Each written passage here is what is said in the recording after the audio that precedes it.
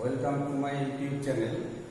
আজকে আমরা সলিড স্টেটের পার্ট 3 এখানে আমরা ডিসকাস করব যে ইমপারফেকশন বা সলিডের ডিফেক্টস বা ত্রুটি এইগুলো নিয়ে আমরা ডিসকাস করব। তো সলিডের ডিফেক্ট তিন ধরনের হয়, একটা যে পয়েন্ট ডিফেক্টস, একটা লাইন ডিফেক্টস আর একটা যে প্লেন ডিফেক্টস। কিন্তু এই তিনটে ডিফেক্টসের মধ্যে আমাদের শুধুমাত্র পয়েন্ট ডিফেক্টসটাই সিলেবাসে আছে, তাই সেইটা নিয়েই আমরা আলোচনা করব। এখন ডিফেক্ট ব্যাপারটা কি সেটা একটু বুঝি। ডিফেক্ট মানে হচ্ছে এরকম, যদি আমরা এরকম একটা ল্যাটিসের কথা ভাবি যে a plus b minus a plus b minus করে একটা ল্যাটিস তৈরি হয়েছে, তো ক্যাটায়ন অ্যানায়ন নিয়ে এরকম একটা ল্যাটিস তৈরি হওয়ার পর যদি প্রত্যেকে তার নিজের নিজের পজিশনে থাকে, তাহলে এটা হচ্ছে একটা পারফেক্ট ক্রিস্টাল, পারফেক্ট একটা ল্যাটিস। কিন্তু যদি কোনো কারণে বাইরে থেকে কোনো হিট বা লাইট কোনো কারণে যদি এই মেটাল আয়নগুলো মানে ক্যাটায়ন বা অ্যানায়ন এরা যদি ডিসপ্লেসড হয়, ডিসপ্লেসড কি হতে পারে, তাদের এই ল্যাটিস পয়েন্ট ছেড়ে ইন্টারস্টিশিয়াল পজিশনে আসতে পারে, অথবা এই ল্যাটিস পয়েন্ট ছেড়ে বাইরে বেরিয়ে যেতে পারে। এরকম ধরনের যদি ঘটনা ঘটে, তাহলে তখনই আমরা বলবো সেটাকে যে ডিফেক্ট, ল্যাটিস ডিফেক্ট আর ক্রিস্টাল ডিফেক্ট। তাহলে এই যে ডিফেক্ট, সেই ডিফেক্ট তিন ধরনের বললাম, তার মধ্যে আমাদের সিলেবাসে শুধু এই পয়েন্ট ডিফেক্টস বা বিন্দু ঘটিত ত্রুটি এটাই আছে, এটাই আমরা ডিসকাস করব। এই ডিফেক্ট এবার আবার দুই ধরনের, একটাকে বলে স্টয়চিওমেট্রিক ডিফেক্ট আর একটাকে বলে নন স্টয়চিওমেট্রিক ডিফেক্ট। স্টয়চিওমেট্রিক ডিফেক্ট বলতে কি? স্টয়চিওমেট্রিক ডিফেক্ট বলতে বোঝায় যে এরকম একটা ল্যাটিসের যে ফর্মুলা মানে ক্যাটায়ন আয়নের যে রেশিও, যদি আফটার ডিফেক্টের পর যদি সেই রেশিওটা একই থাকে, হয়তো একটা ক্যাটায়ন একটা অ্যানায়ন নেই, তাহলে কমে গেল, দুটোই কমলো, তাহলে সেই একই রেশিও থেকে গেল, তবে সেরকম ক্ষেত্রে তাদের ফর্মুলার কোনো চেঞ্জ হয় না। এই ধরনের ডিফেক্টকে বলা হচ্ছে স্টয়চিওমেট্রিক ডিফেক্ট। আর একটা হচ্ছে নন স্টয়চিওমেট্রিক ডিফেক্ট। নন স্টয়চিওমেট্রিক ডিফেক্টে কি হয়, নন স্টয়চিওমেট্রিক ডিফেক্টের ফর্মুলা চেঞ্জ হয়ে যায়। কিরকম? হয়তো মেটালটা এক্সেস আছে, মেটালটা এক্সেস আছে মানে যেটা 1:1 ছিল হয়তো মেটাল আর অ্যানায়ন, সেখানে হয়তো মেটালটা 1.02 আর অ্যানায়নটা এরকম থাকলো যা 1, বা মেটালটা কম থাকলো অ্যানায়নটা বেশি হয়ে গেল, এরকম নানান ভাবে হতে পারে। বা অ্যানায়নটা কমে গেল, মেটালটা যা ছিল তাই থাকলো, এরকম metal excess defect, metal deficiency defect এরকম হয়। সেসব ক্ষেত্রে কি হয়, তাদের ফর্মুলাটা চেঞ্জ হয়ে যায়, অর্থাৎ তাদের স্টয়চিওমেট্রিক যে ফর্মুলা, দ্যাট মিনস যে ক্যাটায়ন এবং অ্যানায়নের যে রেশিও, সেই রেশিও বা অনুপাতটা চেঞ্জ হয়ে যায়, যে কারণে তাদের ফর্মুলাটা চেঞ্জ হয়ে যায়, সেইগুলোকে আমরা বলি নন স্টয়চিওমেট্রিক ডিফেক্ট। এবার স্টয়চিওমেট্রিক ডিফেক্ট আমরা প্রথমে আলোচনা করব। স্টয়চিওমেট্রিক ডিফেক্টের মধ্যে হচ্ছে আপনাদের একটা শর্ট কি ডিফেক্ট। শর্ট কি ডিফেক্টটা কি? আমরা এখানে একটা ছবি এঁকেছি, দেখো যে এই a প্লাস b মাইনাস করে একটা ল্যাটিস স্ট্রাকচার আমরা এঁকেছি।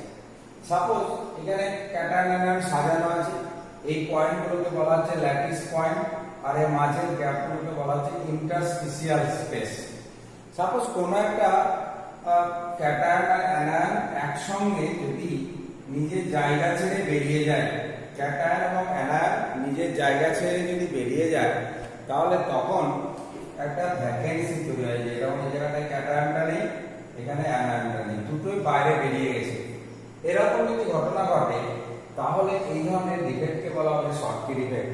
অর্থাৎ একটা ক্যাটায়ন এবং একটা অ্যানায়ন তাদের নিজের নিজের ল্যাটিস পজিশন থেকে যদি ল্যাটিসের বাইরে বেরিয়ে চলে আসে, তাহলে যে ধরনের ডিফেক্ট তৈরি হয় তাকে বলা হয় শর্টকি ডিফেক্ট।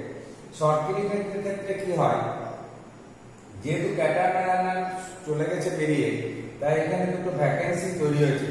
ফলে টোটাল সবসময় আমাদের মনে রাখতে হবে যে এই যে কোনো ডিফেক্ট হোক না কেন, সে স্টয়চিওমেট্রিক বা নন স্টয়চিওমেট্রিক যে কোনো ধরনের ডিফেক্টের ক্ষেত্রে একটা জিনিস মনে রাখতে হবে যে সবসময় চার্জের নিউট্রালিটি মেনটেন হয়। তার মানে ক্যাটায়নগুলোর টোটাল পজিটিভ চার্জ এবং অ্যানায়নগুলোর টোটাল নেগেটিভ চার্জ সবসময় সমান থাকবে। তা যদি না হয়, তাহলে একটা কম্পাউন্ড চার্জ হয়ে যাবে। অর্থাৎ কোনো একটা কম্পাউন্ড, কোনো একটা অক্সাইড হতে পারে, ক্লোরাইড হতে পারে, যাই হোক না কেন, ওভারঅল একটা কম্পাউন্ড সবসময় কি হয়, ইলেকট্রিক্যালি নিউট্রাল হয়। তাহলে ইলেকট্রিক্যাল ইলেকট্রিক্যালি নিউট্রাল থাকার কন্ডিশনটাই হচ্ছে এটাই যে ক্যাটায়নগুলোর total positive charge is equal to total negative charge of anion. তো সেইটা সবসময় মেনটেন হবে, এটা আমাদের সবসময় মনে রাখতে হবে। তাহলে এই শর্ট ডিবেটে আমরা দেখতে পাচ্ছি একটা ক্যাটায়ন ও একটা অ্যানায়ন নেই, বেরিয়ে গেছে বাইরে। তাহলে এই যে বেরিয়ে যাওয়ার ফলে কি হলো, ক্যাটায়নও কমেছে অ্যানায়নও কমেছে, ফলে টোটাল পজিটিভ চার্জ এবং টোটাল নেগেটিভ চার্জ সেই দুটো সমান আছে। আবার কি এখানে দুটো ভ্যাকেন্সি তৈরি হয়েছে, ফাঁকা জায়গা তৈরি হয়েছে, তার ফলে কি হয় শর্টকি ডিফেক্টের ক্ষেত্রে দেখা যায় যে ডেনসিটি কমে যায়, ল্যাটিসের ডেনসিটি কমে যায়। কেন কমে যায়? কারণ এই যে ক্যাটায়ন নেই, কমে গেছে, তাহলে ডেনসিটি কমে যায়। কাদের ক্ষেত্রে আমরা পাবো? বড় বড় সাইজের যে ক্যাটায়ন তাদের সল্টগুলোর ক্ষেত্রে দেখা যায়, যেমন sodium chloride, potassium chloride, caesium chloride, silver ব্রোমাইডের ক্ষেত্রে দেখা যায়। এইরকম এদের ক্ষেত্রে এই ধরনের ডিফেক্ট দেখা যায়। তাহলে এই হচ্ছে শর্টকি ডিফেক্ট। নেক্সট আমরা আসবো ফ্র্যাঙ্কেল ডিফেক্ট। ফ্র্যাঙ্কেল ডিফেক্টে কি হবে? ফ্র্যাঙ্কেল ডিফেক্টে দেখা যাবে যে এইখানে যে ধরনের ক্যাটায়ন এবং অ্যানায়ন দুটোই চলে যাচ্ছে, ফ্র্যাঙ্কেল ডিফেক্টে কিন্তু তা হয় না। ফ্র্যাঙ্কেল ডিফেক্টে দেখা যাবে যে একটা ক্যাটায়ন তার নিজের পজিশনটা ছেড়ে ইন্টারস্টিশিয়াল পজিশনে চলে আসে। তাহলে আমরা এটা 2 নম্বরে লিখব Frenkel defect. Frenkel defect, Frenkel ডিফেক্টে কি হয়? এরকম ক্যাটায়ন অ্যানায়নের যে lattice a plus b minus a plus b minus a plus b minus b minus a plus b minus a plus b minus a plus a plus b minus a plus b minus a plus b minus b minus a plus b minus a plus b minus a plus। এখানে দেখা যাবে যে একটা cation তার নিজের position ছেড়ে interstitial পজিশনে জায়গা নেয়, তার ফলে তার পজিশনে যে চেঞ্জ হয় তার এখানেও একটা ডিফেক্ট তৈরি হয়। এই ডিফেক্টটাকে ফ্র্যাঙ্কেল ডিফেক্ট বলে। ফ্র্যাঙ্কেল ডিফেক্টের ক্ষেত্রে কিন্তু কোনো আয়ন মানে ক্যাটায়ন বা অ্যানায়ন তারা কিন্তু বাইরে বেরিয়ে আসে না। তাহলে এটাই পার্থক্য যে তারা নিজে নিজে ল্যাটিসের ভেতরেই আছে, কিন্তু তার পজিশনটা চেঞ্জ হয়ে গিয়ে কি করে তারা তাদের নিজের এই যে কোনো একটা ক্যাটায়নকে আমরা এরকম দেখাতে পারি যে এই ক্যাটায়নটা এই জায়গাটাকে ফাঁকা করে দেয়, এই জায়গাটা নিজের ল্যাটিস পজিশনটা ফাঁকা করে দিয়ে এইখানে চলে আসে, এইখানে অর্থাৎ ইন্টারস্টিশিয়াল পজিশনে সেটা জায়গাটা নিয়ে নেয়। এই ইন্টারস্টিশিয়াল পজিশনে জায়গা নিয়ে নেওয়ার ফলে কি হবে? তাহলে আমরা দেখতে পাবো এইখানে ক্যাটায়ন অ্যানায়নের সংখ্যা সবসময় একই থেকে গেল, কোনো ক্যাটায়ন অ্যানায়নের সংখ্যা চেঞ্জ হলো না। তার ফলে কি হলো? ওই ক্যাটায়নগুলোর টোটাল পজিটিভ চার্জ এবং অ্যানায়নগুলোর টোটাল নেগেটিভ চার্জ সেটা একই থাকলো, অর্থাৎ ইলেকট্রিক্যাল নিউট্রালিটি মেইনটেইন হলো। আর কি এখানে ক্যাটায়ন যেহেতু ইন্টারস্টিশিয়াল পজিশনে আছে অর্থাৎ ল্যাটিসটার মধ্যেই আছে, ফলে এর ডেনসিটির কোনো চেঞ্জ হয় না, এর ডেনসিটির কোনো চেঞ্জ হয় না। তাহলে ফ্র্যাঙ্কেল ডিফেক্টের ক্ষেত্রে ডেনসিটি চেঞ্জ হয় না, শর্টকি ডিফেক্টের ক্ষেত্রে ডেনসিটি কমে যায়। এক্সাম্পল কি? এক্সাম্পল সিলভারের salt, silver chloride, silver bromide, silver iodide, এই সিলভারের এই সল্টগুলোর ক্ষেত্রে দেখা যাবে জিঙ্ক সালফাইড মানে ZnS এটসেট্রা এদের ক্ষেত্রে দেখা যায়। আর একটা কথা মনে রাখতে হবে, সিলভার ব্রোমাইড এই দুটো ক্ষেত্রে আছে। তাহলে এটা একটা কমন কোশ্চেন যে একটা এক্সাম্পল যেখানে শর্টকি ডিফেক্ট এবং ফ্র্যাঙ্কেল ডিফেক্ট দুটোই হয়, সেটা হচ্ছে সিলভার ব্রোমাইড। তাহলে এই হচ্ছে দুটো আমাদের ডিফেক্টস, যেটাকে আমরা বলছি স্টোইচিওমেট্রিক ডিফেক্ট।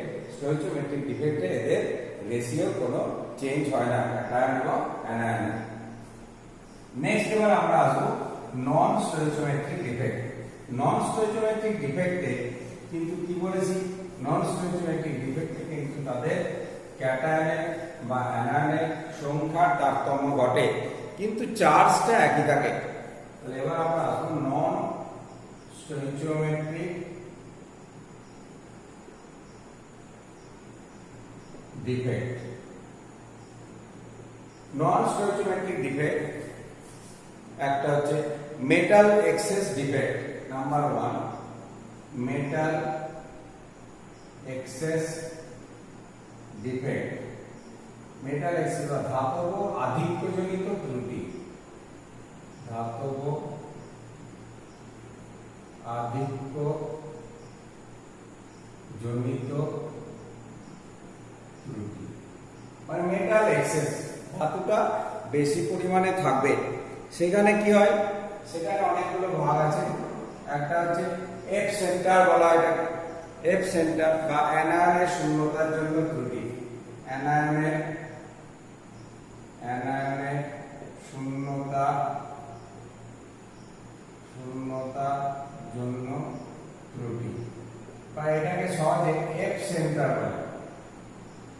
এফ সেন্টার সেটা কিরকম, এখানে কোনো একটা অ্যানায়ন থাকবে না, অ্যানায়ন না থাকার ফলে সেখানে একটা ইলেকট্রন রেখে দিয়ে যাবে। কোনো একটা ছবি আছে এরকম ভাবে A plus B minus, A plus B minus, B minus A plus, B minus A plus, A plus B minus, B minus A plus, B minus A plus.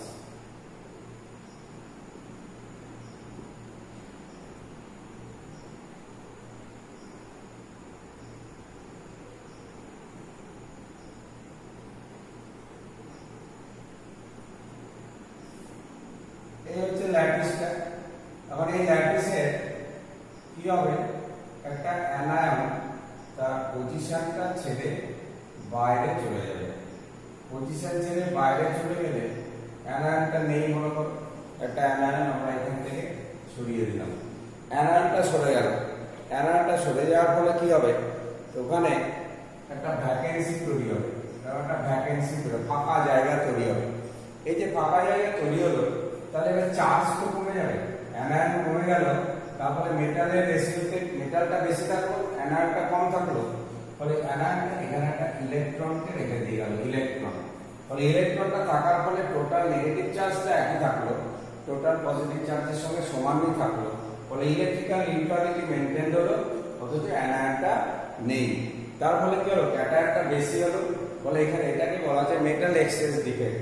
সাধারণত শর্টকি ডিফেক্ট যাদের ক্ষেত্রে দেখা যায় তাদের ক্ষেত্রে এটা ঘটতে পারে, NaCl, KCl, এর যে যাদের শর্টকি ডিফেক্ট আমরা বলেছি, সিজিয়াম ক্লোরাইড, CaCl এক্সেট্রা, এদের ক্ষেত্রে এই অ্যানায়নের শূন্যতার জন্য ত্রুটি বা এফ সেন্টার বলা হয়।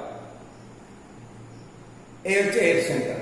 এখানে আবার অন্য একটা ভাবে এখানে একটা एग्जांपल আছে, প্র্যাকটিক্যাল एग्जांपल আমরা কি করব, যে দেখা যায় যে একটা কোশ্চেন থাকে যে জিঙ্ক অক্সাইড ZnO, জিঙ্ক অক্সাইডে এমনিতে এটা হোয়াইট বা সাদা, কিন্তু এটা যখন হিট করা হয় তখন এটা কি হয়ে যায়, ইয়েলো হয়ে যায়, ইয়েলো কালারের হয়ে যায়, সাদা কিন্তু হলুদ হয়ে যায় যখন হিট করা হয়।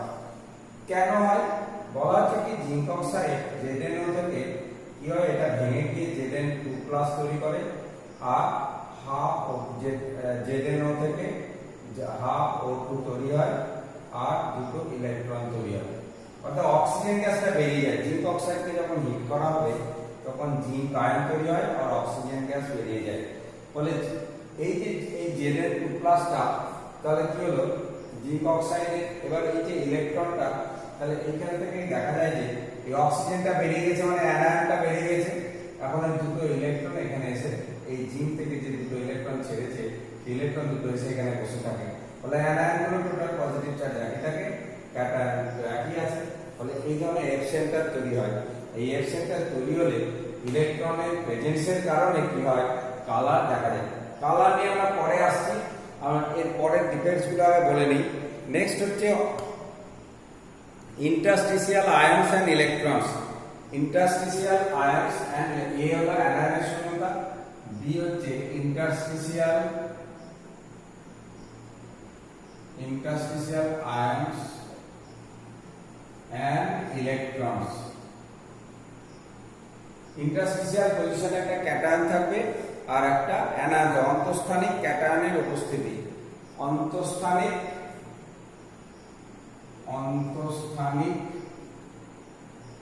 ক্যাটায়নের ক্যাটায়নের উপস্থিতি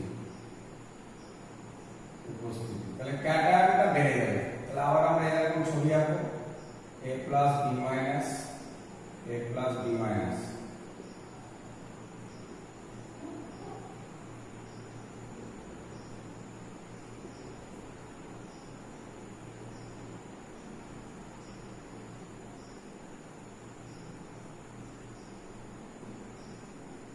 এটা হচ্ছে একটা পারফেক্ট ক্রিস্টালের ক্ষেত্রে এরকম হবে, কিন্তু এবার আমরা কি দেখতে পাবো যে এখানে একটা ক্যাটায়ন এসে বাইরে থেকে চলে আসবে, একটা ক্যাটায়ন বাইরে থেকে চলে আসবে, এসে কোথায় জায়গা নেবে, অন্তঃস্থানিক পজিশন বা ইন্টারস্টিশিয়াল জায়গা, মানে এই জায়গাতে একটা A+ চলে আসবে। আমরা এরকম ভাবে দেখাতে পারি, বাইরে থেকে একটা ক্যাটায়ন এলো, তার সঙ্গে একটা ইলেকট্রনও চলে আসবে, এরকম A+ বাইরে থেকে এসে বসে গেল, সঙ্গে একটা ইলেকট্রনও চলে এলো। কারণ ইলেকট্রন না এলে ওই তার চার্জের ব্যালেন্স হবে না, সেই জন্য একটা ক্যাটায়ন এলো, তার সঙ্গে একটা ইলেকট্রন হলো। তো এইটা আমরা দেখব এটা কি হয়, এটা Zn2+ এর ক্ষেত্রে হয়, তারপর ZnO ক্যাডমিয়াম অক্সাইড, এটা পড়বে ZnO, তারপরে ক্যাডমিয়াম অক্সাইড Fe2O3 এটসেট্রা। এদের ক্ষেত্রে আমরা পাবো যে এই সবগুলোর ক্ষেত্রে দেখা যাবে যে এই ইন্টারস্টিশিয়াল আয়নের প্রেজেন্সের কারণে মেটাল এক্সেস ডিফেক্ট এখানে হয়। আর একটা আমরা করবো, সেটা হচ্ছে মেটাল ডেফিসিয়েন্সি ডিফেক্ট। সেখানে কি হবে, মেটাল আয়নটা থাকবে না, মেটাল আয়নটা না থাকার ফলে একটা ডিফেক্ট হবে। তাহলে 1 নম্বরে মেটাল এক্সেস আমরা করলাম, এবার আমরা মেটাল ডেফিসিয়েন্সি ডিফেক্ট ওই একটাই করবো আমরা।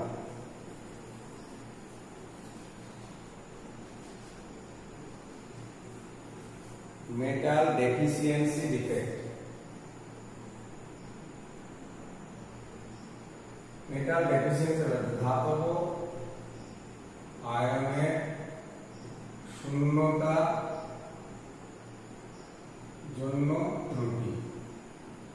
সেটা কিরকম হবে, মেটাল ডেফিসিয়েন্সি মানে কোনো একটা মেটাল আয়ন থাকবে না, মেটাল আয়ন থাকবে না, তাহলে কি হবে, মেটাল আয়ন না থাকলে মেটাল আয়নটা কোথায় চলে যাবে, নিজের পজিশন ছেড়ে অন্য কোথাও বাইরে বেরিয়ে যাবে। তাহলে A+ সাপোজ একটা ক্যাটায়ন এরকম ভাবে নিজের পজিশন ছেড়ে বাইরে চলে গেল, নিজের পজিশন ছেড়ে যখন বাইরে চলে গেল একটা ফাঁকা জায়গা তৈরি হলো, তাহলে এবার পজিটিভ চার্জ কমে গেল, তখন অন্য কোনো ক্যাটায়ন একটা ইলেকট্রন ছেড়ে দেবে, ছেড়ে দিয়ে 2+ চার্জ হয়ে যাবে, তার ফলে ওভারঅল ইলেকট্রিক্যাল নিউট্রালিটি মেনটেন হবে। এই ধরনের ডিফেক্টের ক্ষেত্রে কি দেখতে পাচ্ছি আমরা, ক্যাটায়নের সংখ্যাটা কমে যাচ্ছে, তার ফলে এটাকে আমরা বলছি মেটাল ডেফিসিয়েন্সি ডিফেক্ট, মেটালটা কম আছে। FeO NiO FeS, FeO NiO FeS ferrous sulphide etcetera, এদের ক্ষেত্রে আমরা এই ধরনের ডিফেক্ট দেখতে পাই। তাহলে এই হচ্ছে ডিফেক্ট গুলো আমাদের সিলেবাসে যেটুকু আছে, এইগুলো হচ্ছে সেই ডিফেক্টস।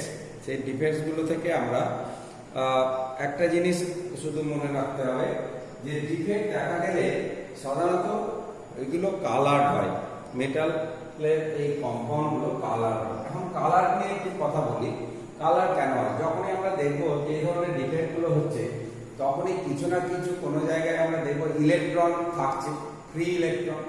সেই ল্যাটিসের মধ্যে ফ্রি ইলেকট্রন থাকলে কি হবে, সেই ইলেকট্রনগুলো একটা এনার্জি লেয়ারে থাকে, তখন বাইরে থেকে এনার্জি পেয়ে তারা আপার লেভেল, এটা উপরের কোনো লেভেলে চলে যায়, তখন যে এনার্জিটা অ্যাবজর্ব করে সেই এনার্জিটা নিল, আর বাকি লাইট মানে হোয়াইট লাইট থেকে বা সাদা আলো থেকে বাকি পোর্শনটা ছেড়ে দেয়, সেটাকে আমরা বলি তার কমপ্লিমেন্টারি কালার। এই কমপ্লিমেন্টারি কালারের কারণে সেইটা যদি ভিজিবল রেঞ্জের মধ্যে হয়, দৃশ্যমান আলোর তরঙ্গদৈর্ঘ্যের মধ্যে যদি হয়, তাহলে সেটাকে আমরা কালার দেখি। তাহলে নরমালি দেখবো বিভিন্ন সাদা রঙের কম্পাউন্ড, কিন্তু তাদের ক্ষেত্রে হিট করলে কালার দেখা যাচ্ছে। তো সেই সব ক্ষেত্রে এই বিভিন্ন যে কোনো ধরনের এই ডিফেক্টগুলো দেখা যাবে, এবং সেক্ষেত্রে দেখা যাবে কি ওই মেটালের ল্যাটিস পয়েন্টে হোক বা ইন্টারস্টিশিয়াল পজিশনে হোক, সেখানে ইলেকট্রন নিশ্চয়ই থাকছে, অর্থাৎ ফ্রি ইলেকট্রনের প্রেজেন্সে কি হয়, সেই ইলেকট্রনগুলো একটা লেয়ার থেকে অন্য একটা লেয়ারে উঠে যায়। আপার লেয়ারে উঠে গেলে এনার্জি অ্যাবজর্ব করে। কোথা থেকে করে? যে এনার্জিটা পাচ্ছে সেই এনার্জি থেকে। ফলে সেখানে যেটা অ্যাবজর্ব করছে হোয়াইট লাইট থেকে, সেই যেটা অ্যাবজর্ব করলো সেটাকে যদি আমরা বাদ দিয়ে দিই, বাকি যে পোর্শনটা থাকে সেটাকে বলে তার কমপ্লিমেন্টারি কালার। এই কমপ্লিমেন্টারি কালারটা যদি ভিজিবল রেঞ্জের মধ্যে হয় তাহলে আমরা দেখতে পাই। তারপরে এই ধরনের বিভিন্ন ক্ষেত্রে ডিফেক্টেরগুলোর ক্ষেত্রে দেখা যাবে যে হোয়াইট কম্পাউন্ডগুলো, সাদা রঙের যৌগগুলো তাপ দিলে তারা কালার্ড হয়। আবার যখন এই তাপ আবার ঠান্ডা হবে, নর্মাল টেম্পারেচারে আসবে, তখন দেখবে সেগুলো আবার সাদা হয়ে গেছে। যেমন আমি বললাম জিঙ্ক অক্সাইডকে হিট করলে হলুদ হয়, আবার ঠান্ডা করো দেখবে জিঙ্ক অক্সাইড সাদা হয়ে গেছে। তো এই কালার নিয়ে তোমরা পরে কোঅর্ডিনেশন চ্যাপ্টারে কালার নিয়ে আরো অনেক কিছু করবে। আপাতত এইটুকুই কালার নিয়ে এখান থেকে আমরা যতটুকু বুঝতে পারি এইটুকু।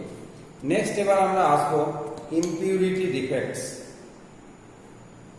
এই ডিফেক্টগুলো গেল, এবার আসবো ইমপিউরিটি ডিফেক্টস। ইমপিউরিটি ডিফেক্টসটা কি? বা অশুদ্ধ জনিত ত্রুটি। ইমপিউরিটি ডিফেক্ট, ইমপিউরিটি ডিফেক্ট বা অশুদ্ধ জনিত ত্রুটি। অশুদ্ধ জনিত ত্রুটি। অশুদ্ধ জনিত ত্রুটি বলতে কি বোঝায়? অশুদ্ধি বলা ভালো। অশুদ্ধি জনিত ত্রুটি বলতে কোনো একটা পিওর মেটালের ক্রিস্টালের মধ্যে যদি বাইরে থেকে অন্য কোনো মেটাল আয়ন বা অ্যাটমকে যদি ইনজেক্ট করা হয় বা ডোপ করা হয়, তাহলে দেখা যায় তার মধ্যে একটা ডিফেক্ট তৈরি হয়, সেটাকে বলে অশুদ্ধ জনিত ত্রুটি।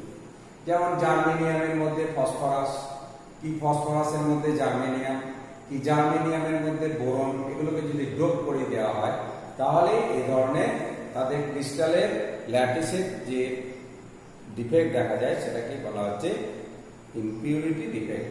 এবারে এই ইমপিউরিটি ডিফেক্ট হওয়ার জন্য কি হয় আমরা দেখবো এখানে যে তাদের কিছু চেঞ্জ হয়ে যায়, কিছু প্রপার্টি চেঞ্জ হয়ে যায়, সেইটাকে আমরা ইমপিউরিটি ডিফেক্ট বলি।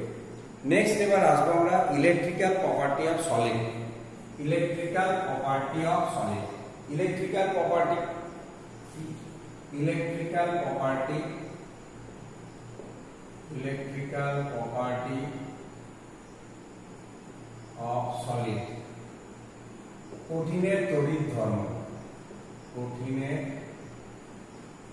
তড়িৎ ধর্ম। এই কঠিনের তড়িৎ ধর্ম ব্যাপারটা কি? আমরা সাধারণত কি করি, তিন ভাগে ভাগ করি। একটাকে বলি কন্ডাক্টর, কন্ডাক্টর, একটাকে বলি ইনসুলেটর, আর একটাকে বলি semi conductor. Semi conductor. Conductor মানে পরিবাহী, পরিবাহী। আর একটা ইনসুলেটর মানে অন্তরক, আর সেমি কন্ডাক্টর মানে বলা হয় অর্ধ পরিবাহী। অর্ধ পরিবাহী। তাহলে এই যে পরিবাহী, অর্ধ পরিবাহী বা অন্তরক, এগুলো আমরা একটা থিওরি দিয়ে পড়বো, সেটাকে বলে band theory. Band theory. Band theory দিয়ে বা পটি তত্ত্ব বলে এটাকে, যে ব্যাপারটা একটু আমরা শিখব। তো এগুলো তোমরা সবাই জানো। কন্ডাক্টর মানে যারা ভালো ইলেকট্রিসিটি কন্ডাক্ট করে, ইনসুলেটর যারা ইলেকট্রিসিটি কন্ডাক্ট করে না, সেমি কন্ডাক্টর হচ্ছে এরা মাঝামাঝি ইলেকট্রিসিটি কন্ডাক্ট করে। টেম্পারেচার বাড়ালে এদের কন্ডাক্টিভিটি বেড়ে যায়। সাধারণত আমরা জানি যে কোনো কন্ডাক্টরে যদি টেম্পারেচার বাড়ানো হয় তাহলে তার রেজিস্ট্যান্স বেড়ে যায়, ফলে তার কন্ডাকশন কমে যায়। কিন্তু সেমিকন্ডাক্টরের ক্ষেত্রে টেম্পারেচার বাড়ালে তার কন্ডাক্টিভিটি বেড়ে যায়। এখন ব্যান্ড থিওরি কি ব্যাপারটা একটু বলি। মনে করো দুটো অ্যাটমিক অরবিটাল এ ও অ্যাটমিক অরবিটাল কম্বাইন করে আমরা জানি কি মলিকুলার অরবিটাল তৈরি করে দুটো। এগুলো তোমরা পড়েছো, এটাকে বলে অ্যাটমিক অরবিটাল।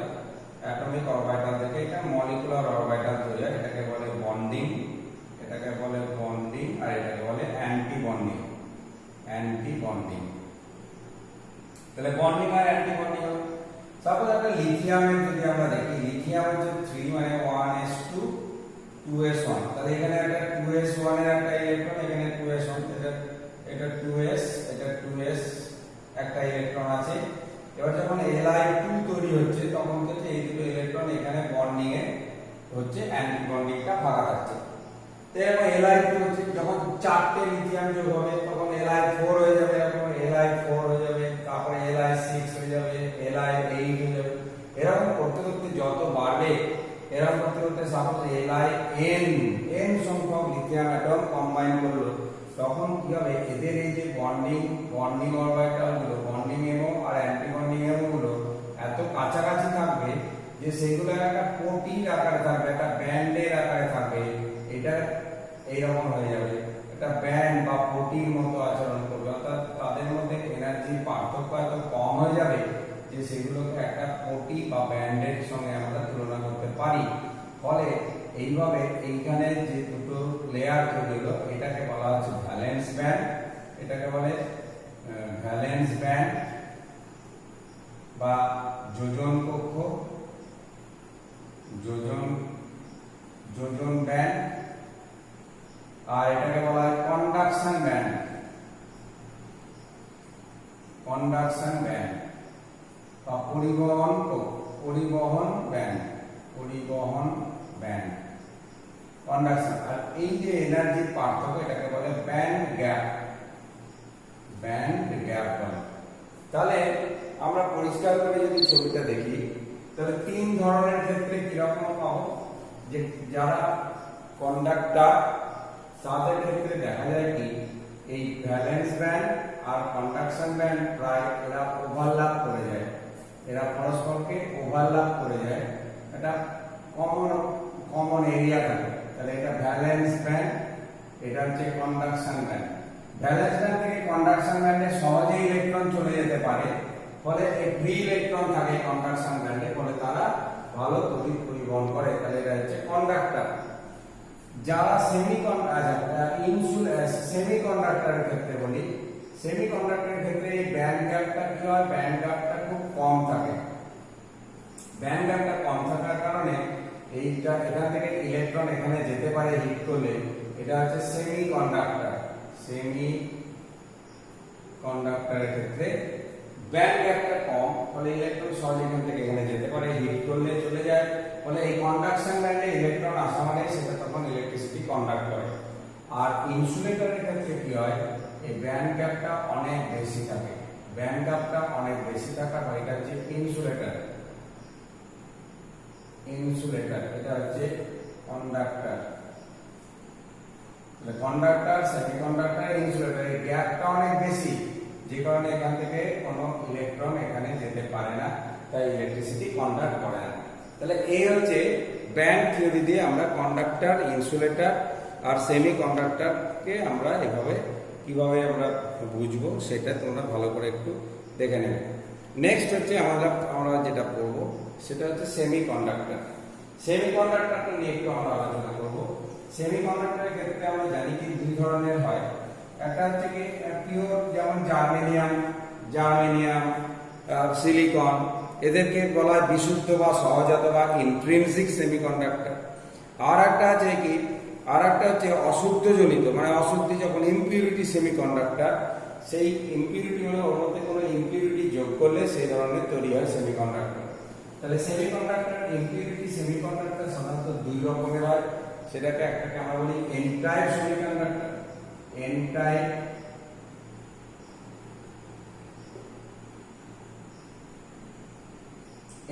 সেমিকন্ডাক্টর কিভাবে তৈরি হয়, সাপোজ কোন জার্মেনিয়াম আছে, জার্মেনিয়াম ক্রিস্টাল, এই জার্মেনিয়াম ক্রিস্টালের মধ্যে আমরা অন্য কোনো একটা এলিমেন্টকে আমরা ডোপ করাচ্ছি।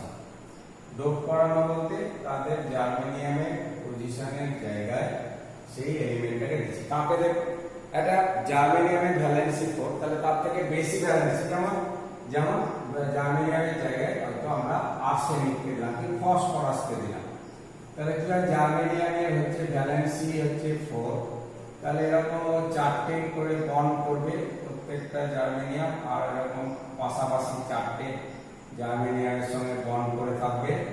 এই যে বন্ড করে থাকবে, বন্ড করে থাকার ফলে কি হচ্ছে তাদের মধ্যে যখন কোনো একটা ফসফরাস অ্যাটমকে আমরা ডোপ করাবো তাহলে সেই ফসফরাস অ্যাটমের লাস্ট শেলে কটা ইলেকট্রন আছে? 5টা ইলেকট্রন আছে। তাহলে একটা ইলেকট্রন এক্সেস হয়ে যাবে। ওই একটা ইলেকট্রন যেটা এক্সেস হয়ে গেল, এটাই তখন ইলেকট্রিসিটি কন্ডাক্ট করবে। এই ইলেকট্রনটাই তখন ইলেকট্রিসিটি কন্ডাক্ট করবে।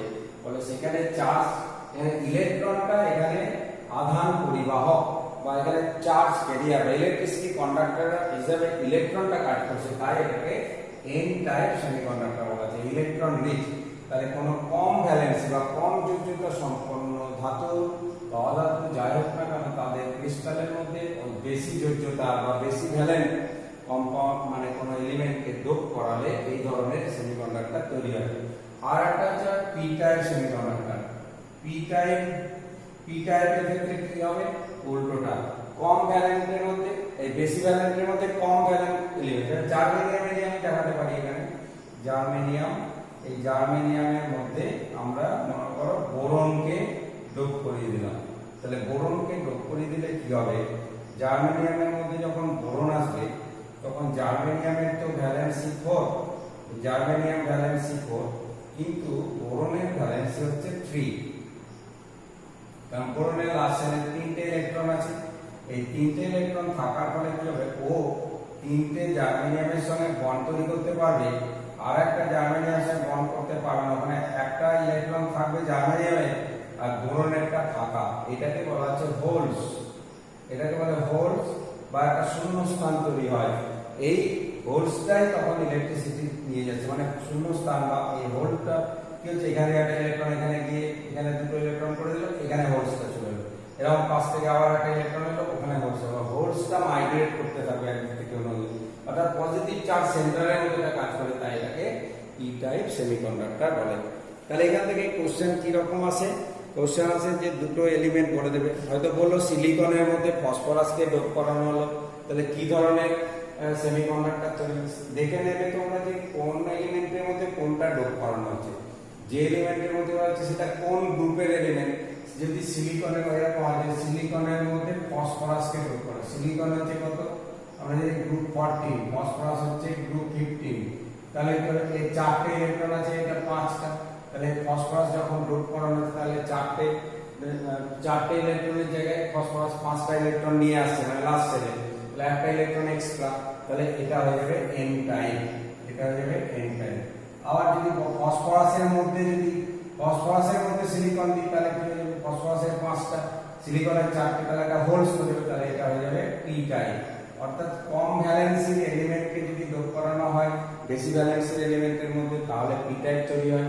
আর কম ভ্যালেন্সের মধ্যে যদি বেশি ভ্যালেন্সকে ডোপ করানো হয় তাহলে হয়ে যায় এন টাইপ। এইটা দেখে আনসারটা করতে হবে। তাহলে এই হচ্ছে আমাদের এখানে সেমিকন্ডাক্টর এই দুই ধরনের বলা হলো। নেক্সট হচ্ছে কতগুলো প্রপার্টি তোমাদের পড়তে হবে, সেগুলো হচ্ছে ম্যাগনেটিক প্রপার্টি। এগুলো বই থেকে তোমরা একটু পড়ে নেবে। কতগুলো জিনিস আছে আমি একটু বলে দিই, সেটা হচ্ছে প্যারাম্যাগনেটিক, ডায়াম্যাগনেটিক, তারপরে ফেরোম্যাগনেটিক, তারপরে ফেরিম্যাগনেটিক, অ্যান্টি ফেরোম্যাগনেটিক, এই ধরনের কতগুলো ম্যাগনেটিক প্রপার্টি আমরা পড়ব। তাহলে প্যারাম্যাগনেটিক তোমরা জানো যে কোনো একটা এলিমেন্টকে প্যারাম্যাগনেটিক কখন বলি? যদি সেটা কোনো ম্যাগনেটিক ফিল্ডের মধ্যে রাখলে অ্যাট্রাক্টেড হয়, তাহলে তাকে বলি প্যারাম্যাগনেটিক। সাধারণত আনপেয়ার্ড ইলেকট্রন থাকলে এটা হয়, এক বা একাধিক আনপেয়ার্ড ইলেকট্রন থাকলে প্যারাম্যাগনেটিক হয়। নেক্সট হচ্ছে ডায়াম্যাগনেটিক। ডায়াম্যাগনেটিক কি হয়? ম্যাগনেটিক ফিল্ডের মধ্যে রাখলে কোনো এলিমেন্টকে যদি রিপেল করে মানে বিকর্ষণ করে, তাহলে সেটাকে আমরা বলবো ডায়াম্যাগনেটিক মেটেরিয়াল। সাধারণত সমস্ত ইলেকট্রন যদি পেয়ার্ড হয় তাহলে ডায়াম্যাগনেটিক হয়। নেক্সট হচ্ছে ফেরোম্যাগনেটিক।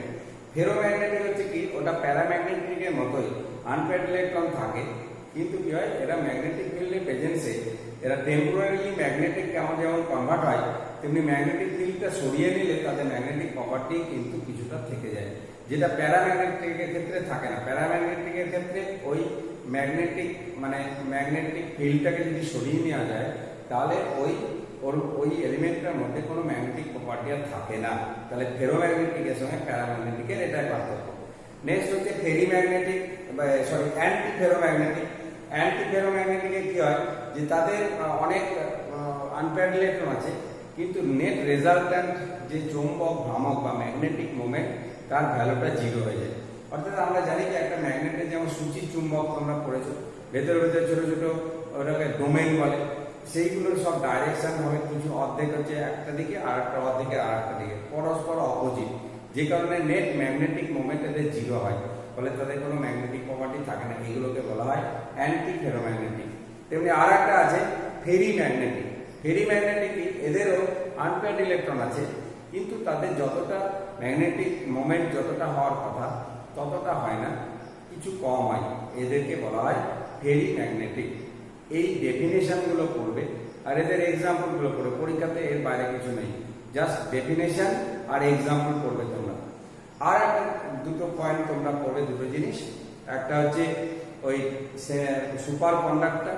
কিছু কিছু মেটেরিয়াল আছে খুব কম টেম্পারেচারে সুপার কন্ডাক্টর হিসেবে কাজ করে, এটা পড়বে। আর একটা যে 20 টেম্পারেচার বা 20 উষ্ণতা, 20 টেম্পারেচার, যে টেম্পারেচারে হিট করলে যে তার ম্যাগনেটিক প্রপার্টি লস্ট হয়ে যায়, সেই টেম্পারেচারকে বলে 20 টেম্পারেচার। এই ডেফিনেশন আর এক্সাম্পল, প্রত্যেকটা ডেফিনেশন আর এক্সাম্পল পড়বে। তাহলে এইগুলো পড়লেই সলিড স্টেটটা মোটামুটি কমপ্লিট হয়ে গেল। এই তাহলে সলিড স্টেট থেকে মেনলি কয়েকটা জিনিস তোমাদের মনে রাখতে হবে, যে সলিড স্টেটের এই পোর্শনটা থেকে যথেষ্ট ইম্পর্টেন্ট, ইমপারফেকশন জায়গাটা থেকে, ম্যাগনেটিক প্রপার্টিগুলো থেকে জাস্ট ডেফিনেশন করবে। তো আজকে এইটুকুই থাকলো, ঠিক আছে।